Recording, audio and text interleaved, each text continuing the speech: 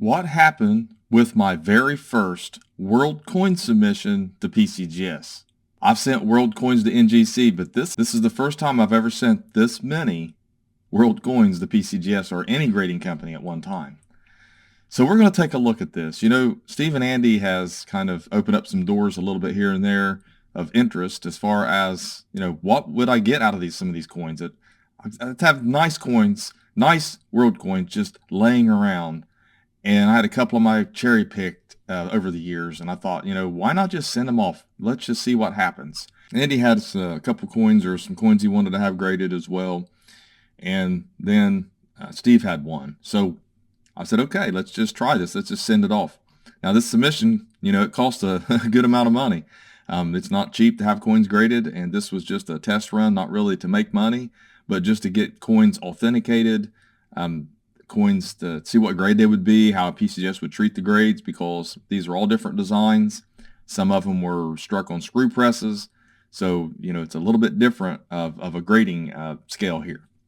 So let's just take a look at them. Let's just quit talking and take a look at them. So over here at PCGS, this is my order page. This is what it looks like when you get your grades.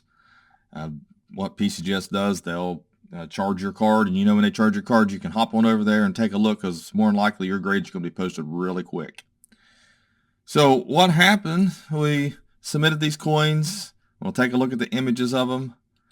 First off, this one is a 1703, and it's Bruns Calhan. It's AU50, and it is a coin that I think he bought off the CoinGeek. I think this is one of them that Andy bought off the CoinGeek, and here's a picture of it.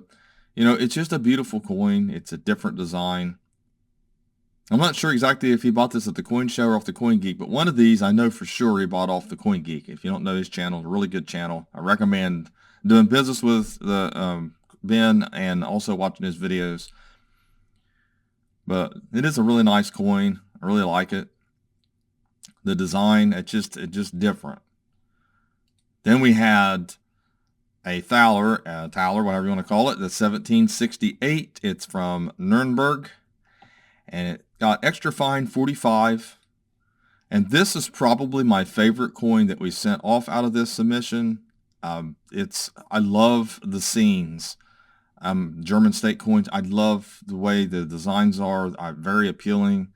I do have some German ancestry myself and love German food. I go to Hofbrauhaus there in Columbus and Cincinnati, Newport, and also the Smiths up in Columbus and the German Village. Really enjoy that. So I really do like this. It's really nice.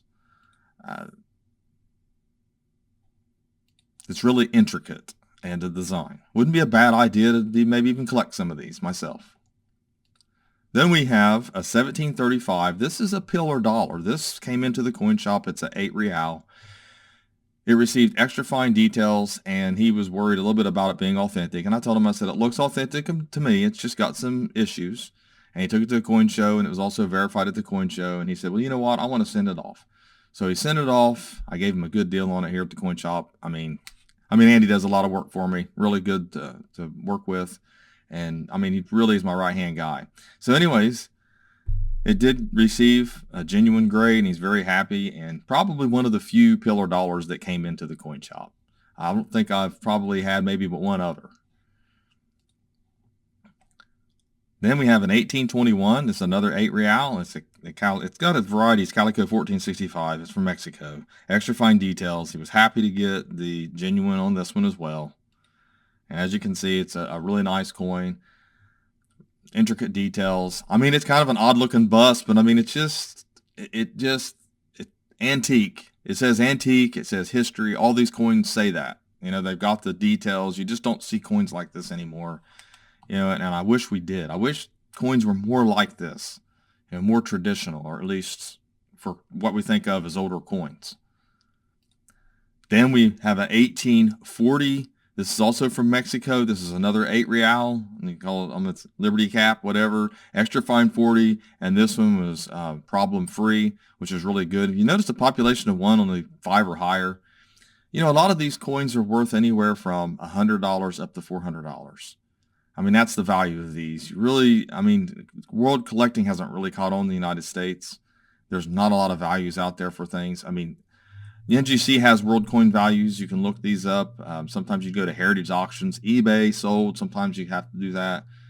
But anyways, this one here is a pretty common, at least as far as design's concerned. You see this design a lot. I see this coin a lot. I do like it. I like the Liberty cap. Matter of fact, we do have coins, earlier seeded coins with Liberty caps and things on them. Some large cents, half cents. This one here came in the coin shop. This one here is mine for the shop. And you're always kind of concerned about authenticity when it comes to these kind of coins. They call it a junk dollar, I believe.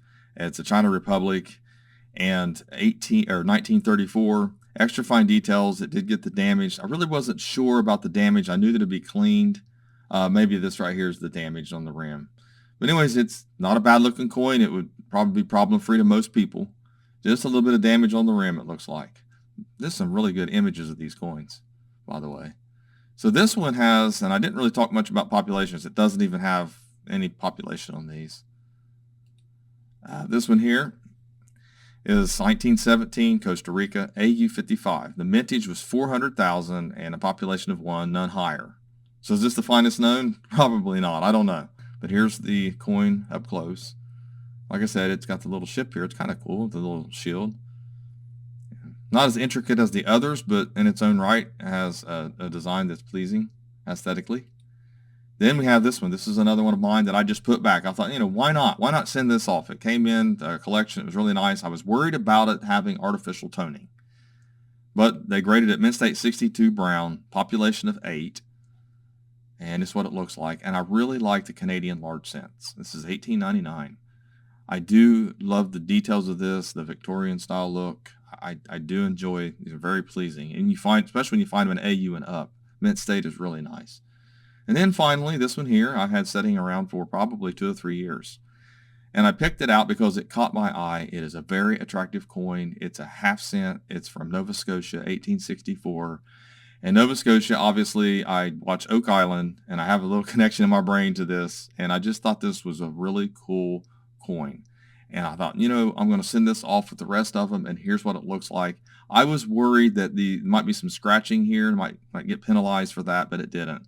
Look at the details. This is probably, besides the Nuremberg coin, this is my favorite out of the bunch. It's elegant, it's intricate, especially the reverse, and I really like this coin. And I'm so happy that it received the Mint State 62 brown. I really do, really was surprised, really happy about that. So there's my first PCGS World Coin submission. You got to see it here, and I hope you enjoyed it. I mean, this is a lot of fun. All three of us are happy about these coins. We'll be able to enjoy them and look at them. These actually preserve these coins because they were just in collections or in boxes. They weren't, like I said, they're not protected. Some of them when they're just in those plastic holders or in a box. I think the junk dollar was just in some stuff. I mean, it paid for it as a junk dollar. We bought it the best price we could for what it was, but it was just in I think a cigar box or just one of those vinyl flips. I can't remember exactly. And then the two Canadian, the Nova Scotia and the Canadian cent, they were just in collections, probably just in, loose or something like that. You see that a lot. And they might have been in a 2x2 with some, but you just, we're not protected like you'd want to see protected. To me, they look so much better in the holders. Some of them do, and they're especially their Mint State. And something coming from 1864 being uncirculated, that's really cool. And then some of the other earlier ones as well, even being extra fine. So thanks for watching my latest video. Please like, share, and comment, and have a great day.